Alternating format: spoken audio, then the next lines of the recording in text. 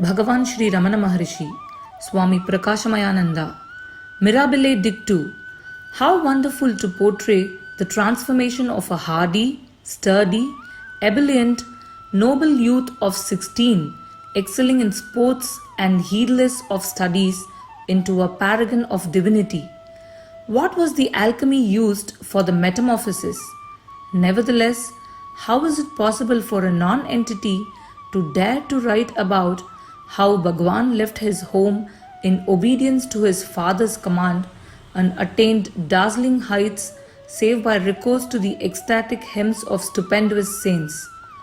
Saint Tirunavukarasu sang in rapturous vein a magnificent allegorical hymn in the lyrical form of Tiruttandagam in exaltation of the divine name.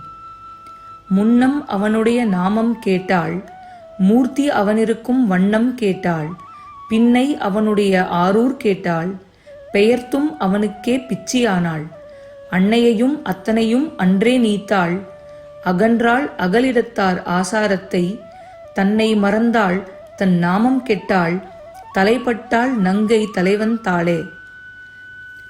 The betrothed fiancée heard the name of her beloved, made necessary inquiries about him, his home and town, became infatuated, left her parents, discarded all customary conventions, forgot her very personality, even her very name, and went onward towards his feet.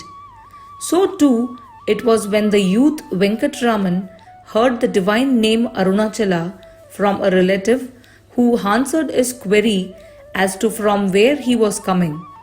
He had heard this name a few times earlier, but on this occasion the name became auspicious and thrilled him to the very core, so much so when the command came from the father, he proceeded to Arunachala, his own home. Although this remarkable incident was forgotten temporarily, it was embedded in his heart. The divine name Arunachala was ambrosia to him and the first essential ingredient of the divine alchemy. Soon after, he was gifted with the second important ingredient of the divine alchemy. It was satsanga. He did not have the direct association of listening to inspiring words from a holy man or being in such a presence. It was the blessings of his reading a holy scripture, Periya Puranam, the lives of the 63 Saivite saints by Saint Sekkirar. It stirred his spiritual aspirations, inspiring him tremendously to be like one such saint. It reminds one of the American poet H.W. Longfellow's words, "Lives of great men all remind us we can make our lives sublime, and, departing, leave behind us footprints in the sands of time." The third divine alchemy was the climax and the crowning glory of his life. It was the sudden onslaught of fear of death that came unawares, even though he was quite hale and hearty. In his characteristic way, he got over the fear without calling for help and plunged within himself, reasoning logically, experiencing every sensation of death. This body cannot be the I, for it now lies silent and inert, while I feel the full force of my personality, of the I existing by itself apart from the body and soul. I am the spirit, a thing transcending the body. Hardly half an hour had passed and he emerged a Jivan Mukta. The shackles of birth and death, transmigration were broken, yet he did not go forth proclaiming like Archimedes, "Eureka, Eureka!" On the contrary, a complete transfiguration had taken place. He lost interest in everything: home, school studies, sports, friends. The only solace since his enlightenment was to frequent the sacred shrine of Madurai Meenakshi and lose himself in a flood of tears before the sanctum of the goddess, gods, and the 63 saints. All were aware of the change, but none knew the cause thereof. Frequently he was rebuked, particularly by his elder brother, but he was unperturbed and maintained equanimity. Everything turned insipid. The palate had lost all savour, as Saint Arunagirinadar sings ecstatically. One who has drunk this bliss, even sugarcane and honey taste bitter. In fact, he threw away the packet of sweetmeats after arriving at Thiruvannamalai. Radical change had come about. He was like a fish out of water. He had to seek fresh pastures. Who or what was thwarting him? All attachments had been cut as under. Yet, it was compassion alone that caused him to differ. After all, he was a youth. Would it not be causing severe heartburn to the widowed mother, as in fact it did? To catch a glimpse of his state of mind, let us hearken to Saint Manikavasagar's thrilling hymn. Parodu vinnai parandayam parane, பற்றுநான் மற்றிலேன் கண்டாய் சீரோடு பொலிவாய் சிவபுரத்தரசே திருப்பெருந்துறையுரை சிவனே யாரோடு நோகேன் யார்கெடுத்துரைக்கேன் ஆண்ட நீ அருளிலேயானால் வார்க்கடல் உலகில் வாழ்கிலேன் கண்டாய் வருக என்று அருள் புரியாயே. O Lord, who envelops all space from the earth to the heavens, I am devoid of any attachment to anything else save you. If you, who have taken possession of my entire being, do not shower your grace on me, to whom else can I resort to and complain? It is impossible for me to live in the world any longer. Deign to call me to you without any further delay. The Father's command came in a peculiar, unexpected manner on 29th August 1896, a red letter day, when his elder brother, as usual, upbraided him on his being lost in contemplation while professing to be at studies. The last straw was broken. The die was cast. He told his brother that he was leaving to attend a special class and was asked to take 5 rupees to pay the elder's college fees. Providentially, he was provided with money.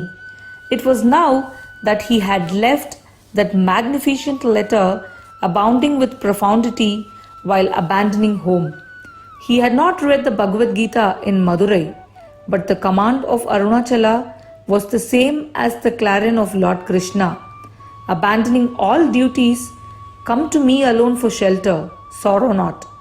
The spirit of Bhagavan was already surcharged and soaring aloft in ethereal realms like the chatak bird that would not stoop downwards.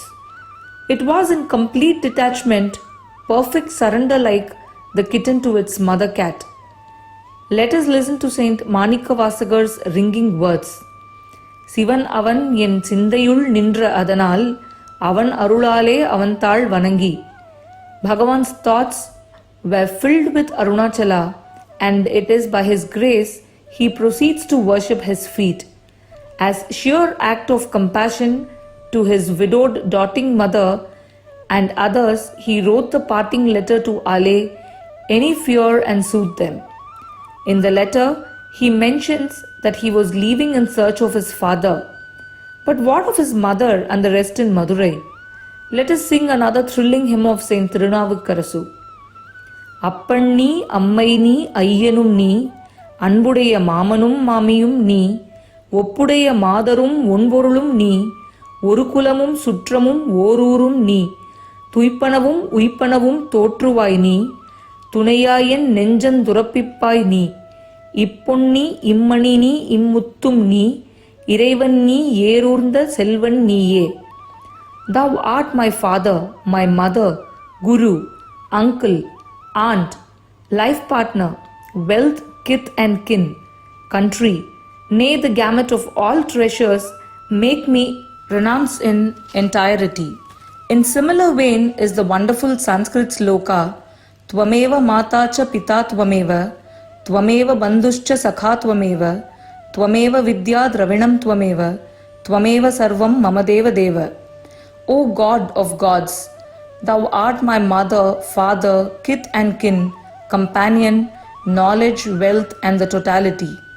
The uniqueness of the letter is that it is an unsigned declaration of supreme renunciation, not only of his mother, kith and kin, but the whole mundane world. The sublime death experience had conclusively proved to him that he was not the body, but the spirit transcending the I. There was no personality to sign. It also had a proclamation of independence, total freedom from all bondage. Many years later, he was to declare before a judge that he was an Adi Ashramite beyond all trammels of ashramas and disciplines, guru and disciple, a free soul. For future generation of seekers, spiritual aspirants, it is a legacy, a treasure, a guide, a testament. It is also the precursor to the elevating spiritual literature to gush forth from his illumined personality. His departure from home evokes in our minds the semblance of Sukhabrahma Rishi with slight modifications warranted by the exigencies of time and place. It also brings to our mind Lord Muruga leaving for sacred Parani. Bhagavan was already a Jnana Param, fruit of wisdom, and donned the ascetic garb of Paraniyandavan after his father's darshan. He was going for the first time to Arunachala in search of his father in an unknown territory. He knew only his name, but for him it included all things. Anyone leaving on a shorter trip, even to a well-known place, would take sufficient extra money for any unexpected expenses. But Bhagavan left 2 rupees thinking what he had taken was enough for the ticket and thereby suffered. It is wrong to say that there was any suffering for him. What suffering for him who has entrusted himself entirely to the Father? It would have been suffering for those of another mold. On the contrary, he was all joy. It was not by accident that he arrived so late at the station, even after the scheduled time, and the train was even more late. Neither was it an accident that he took a ticket to Dindivanam, as he referred to an old atlas, nor was the appearance of the aged Maulvi who rectified the mistake. It was all the supreme benevolence of Arunachala. How beautifully Saint Manikavasagar expresses the Lord's deep concern and anxiety. பால் நினைந்து ஊட்டும் தாயினும் சாலப் பரிந்து நீ பாவியேனுடைய ஊனினை உருக்கி உள்ளொளி பெருக்கி உலப்பிலா ஆனந்தமாய தேனினை சொரிந்து புறம்புறம் திரிந்த செல்வமே சிவபெருமானே யானுனை தொடர்ந்து சிக்கெனப் பிடித்தேன் எங்கெழுந்து அருளுவதினியே. You are much more intensely concerned about me than a mother thoughtful of feeding her newborn babe. You could have caused my body to melt in devotion to thee, and infusing supreme knowledge within me bestowed on me nectar and bliss. You are following my every step, close on my heels. I have caught you in my firm grip. How can you ever escape me? The pilgrimage homeward was not smooth sailing. Why did he want his son to undergo troubles on the way? It was all a divine plan. He wanted him to come at least for some distance by Padayatra on foot, traversing holy land on which some centuries earlier Saint Thirugnana Sambandar had walked and extolled the Lord in the temple of Arayaninallur. He wanted him to have a similar spiritual experience of the light as the earlier saint. He wanted him to have further experiences too, such as fatigue and hunger, and steer him and prepare him to be established as his worthy son. 1st September 1896 will ever remain a memorable, hallowed day in the annals of ever auspicious Arunachala Thiruvannamalai, which has from the hoary past drawn to his immaculate abode lofty souls. The child saint crossed the ocean of samsara and reached the haven of refuge. With a throbbing heart and overflowing tears in a euphony of words, he entered the sanctum sanctorum, the main altar, and was lost in ecstasy. The father was awaiting his arrival eagerly and had seen to it that none were present and all doors of the temple were open.